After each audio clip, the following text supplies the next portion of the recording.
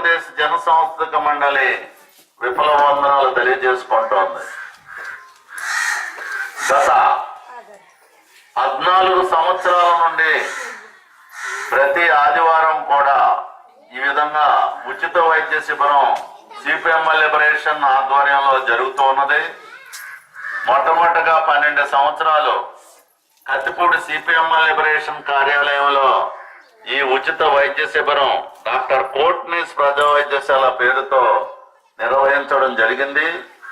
ఆ తరువాత గత 2 సంవత్సరాల నుండి ఒక్కొక్క ఆదివారం ఒక్కొక్క మారుమూల గ్రామం వెళ్ళడం జరుగుతూ ఉంది. ఈ విధంగా ఇప్పటి వరకు 69 గ్రామాలు తిరగడం జరిగింది. అందులో భాగంగా ఈ రోజున మన దొంతమూరు గ్రామంలో ఈ ఎస్సీపేట నందు మనం ఈ ఉచిత వైద్య శిబిరం ఏర్పాటు చేసుకోవడం జరిగింది.